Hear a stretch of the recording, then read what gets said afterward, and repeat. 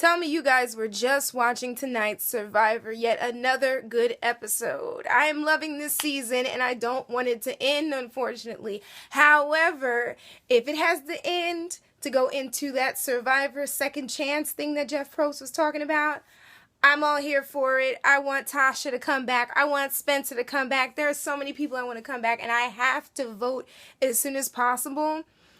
But for some reason, the site keeps crashing, but I'm going to keep on trying into the night. So, hey everyone, Sage Valentine here, and welcome to my channel of the same name. Right now, I'm going to review for you guys CBS's Survivor, Season 30, Episode 11, Worlds Apart. Alrighty, so after last week's Russian roulette, we already know there's some tension in that alliance of 6. And that tension begins with Tyler, who is pissed as hell because his name popped up on that little roster in between Sharon and Dan. Dan already knew or kind of figured it out, but then everything was clear last week that he was at the bottom, but Tyler was not liking it. And Tyler was trying to figure out who voted for who. Well, I was like up there. Then Dan was upset a little bit. But Will went to Dan. And basically that he and Tyler flinched because of what Mike said. And they voted for Dan. And at this point, Mike is safe. And we shouldn't be surprised about that one. Like I said, Dan realizes that he's at the bottom. Now, Tyler's looking at Dan as being gullible. And that being gullible won't get you far in this game. Actually, being loyal does get you far. But then if he's referring to what happened to Wu, that whole thing with Tony, I can understand what you're saying. But Dan, I don't think will make a mistake like that. The way that Wu did or the way that Cody did on Big Brother with Derek. I don't think that they'll make that mistake at all.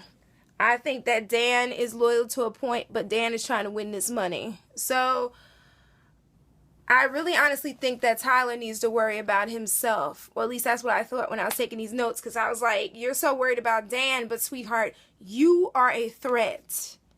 But he didn't realize that Mama C was looking at him like, wait, this dude knows I have an idol. He's got to go. But I already told you guys that Tyler was a threat a long time ago, especially when he outed Joe and told Mike that Joe was looking for that idol.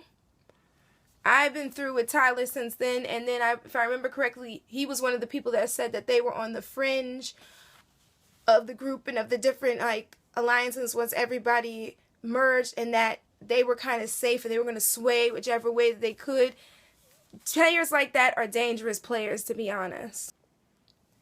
Now, I understand that Rodney was upset because nobody wanted to give up their spot after winning the reward challenge. And by nobody, I mean Carolyn, Sierra, or Mike. But nothing is written in stone in life, and especially in this game. People can offer their spot to you or offer you a spot, but they don't necessarily have to because it's your birthday. And I guess to agree with what a lot of people were saying on Twitter, it is true. This is a blessing in itself to even be a part of Survivor. You got to think about all the people who tried to apply and audition to go on this excursion and compete in this competition. But I was a little bit surprised that Mama C didn't give up her spot, even though I understood. I was kind of surprised considering that she and Rodney were supposed to be close. But then as the episode went on, I started to realize that Mama C started to look in a different direction. So she started looking for herself or towards herself. So that's the main reason why she decided not to give up her spot. Mike definitely wasn't, and Sierra was just like, well, the heck with you, I'm going on this. So when Rodney decided to go back to the camp while those three were enjoying their reward and being a Survivor ambassador, he kind of went on yet another temper tantrum that he's gone on before during this season. But this time everybody was just like, dude, we understand, but you need to calm down. You need to chill out. And that idea of trying to fake a front and act like he was going to quit the game, it didn't work with Jen, and it most definitely was not going to work with Mike, because Mike is a super fan. And Mike saw through it, and after 29, or in his case probably 28 seasons, because if I remember correctly, I think they film like them simultaneously, or they film one and then they go off and they film another one, something like that. In the 28 seasons that he probably watched, I believe that Mike pretty much knows this game in and out, which is why he's still in this game. I know I was skeptical in the beginning about him, but I definitely see who he is as a player. So he was not falling for that thing that Rodney was doing. Not at all. Now, Tyler and Mama C are allies, and Tyler's a little bit worried. So he kind of appeals to Mama C, like, maybe we should vote for Mike. Now, Mama C's listening, but she's on her own plane or her own road at this point. So Mama C's looking at this like, well, I'm going to align myself with Mike. But she doesn't tell Tyler that. And she feels like it's about time for her to change the direction where she's going in this game. In other words, jump ship from that 6 that are imploding, or that 5 that are imploding. And I don't blame her.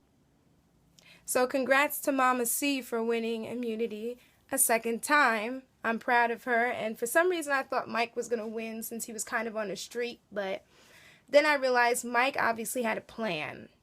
So Mike let her just have it, and he enacted his plan, and oh, what a plan that definitely was. Now, everybody got back to the camp. Mama C decides to throw Tyler's name out there so that the others will see Tyler as a threat, so that she can stop him from blowing up her game, since he knows that she has an idol. And Dan is worried that Will vote for him, even though the others tell him, no, Will's not going to do it. Then we see a clip of Will telling someone else that he wants to vote for Dan. Then Tyler tries to like throw a little shade at Dan, basically saying, you know, Dan has that advantage to try to put a little bug in everybody's ear. And Mike decides he wants to vote out Tyler. And Mike always seems to get what he wants. So Tyler, I think, mentions that that advantage will definitely come back and bite them in the butt, because I guess if they get down to a certain point, that one extra vote will send one of them packing, basically. So we get to Tribal Council. Dan knows that he's at the bottom. Sierra says that a big move will be made, and she's keeping every option open. We get down to the voting, and it's Mike versus Tyler. Mike uses his idol, so none of his votes count. The votes are basically 4-2. Tyler goes home. And we learn that Dan, Rodney, Will, and Tyler voted for Mike. Meanwhile, Sierra, Mama C, and Mike voted for Tyler, and Tyler went to the jury. So on next week's episode, basically it looks like everyone wants to take the weakest player to the end. That is true.